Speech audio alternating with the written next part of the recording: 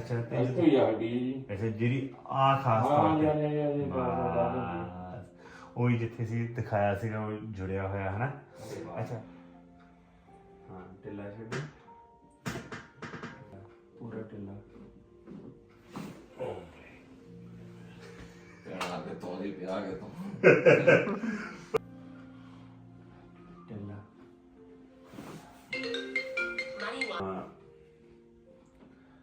ਜਿੰਨਾ ਢਿੱਲਾ ਛੱਡਣੀ ਉਨਾ ਵਧੀਆ ਹੋ। ਢਿੱਲਾ ਚੱਲ ਰਹੀ ਹੈ ਅੰਦਰ ਲੋ ਤੇ ਬਾਹਰ